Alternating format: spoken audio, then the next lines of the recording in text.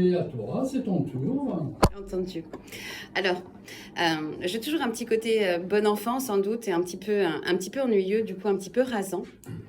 Et alors, comment dire, je voulais souligner qu'on voit sans cesse des images terribles, des catastrophes, des guerres, la souffrance, la mort, tant et si bien qu'on est obligé de se blinder émotionnellement. C'est pour ça que dans mes vœux, j'ai dit la santé, mais courage aussi.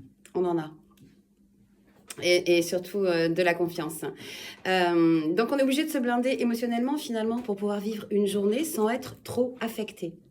Et vous allez comprendre avec le morceau qui va suivre ma chronique que je voulais susciter un émoi.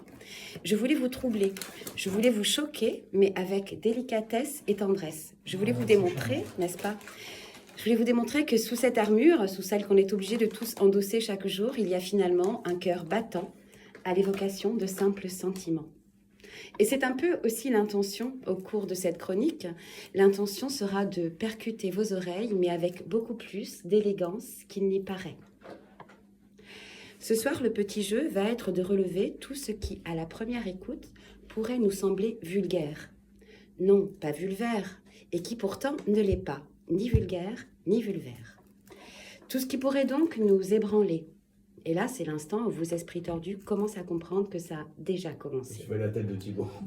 Ça y est. Tout ce qui pourrait donc susciter un recul. Mais bon, puisqu'on avance, comment veux-tu?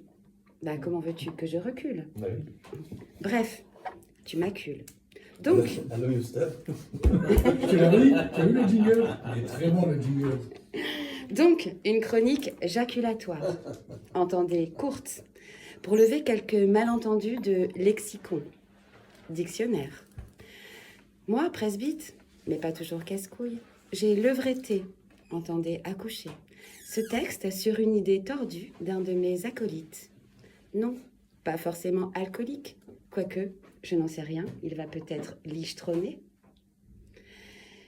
Peu ou proute de panique à vous présenter mon sextine, poème. J'en ressens même une certaine touffeur, entendez, moiteur. Ça demandait de compénétrer, approfondir le sujet. Autant vous dire qu'il a été compassé, étudié, dans ma caucus, ma tête. Il est donc indispensable de lever les malentendus, éviter les paniques avec les chioteurs, policiers, de la pensée. Et je me suis laissé froufrouter, c'est-à-dire bruire, qu'une enfant de maternelle s'est fait virer de sa classe pour avoir utilisé le mot nyctalope, visiblement inconnu de sa maîtresse. Appelons-la Véronique, de qui la tienne. Bref, donc Véronique s'en est retrouvée avec un panicule, un épi, les cheveux tout dressés, alors que la petite aurait aussi bien pu dire clitocybe, qui est un champignon, ou conchilis, qui est un papillon. Ça marche aussi avec cognasse, qui est le fruit du cognacier, donc le coin. Alors que cette petite, un vrai zircon, une pierre précieuse. Cette petite valait d'être vénérée, à ne pas confondre avec vénérien, syphilitique, pour ce vocabulaire qui converge vers l'oubli depuis une durée au moins vicennale, 20 ans.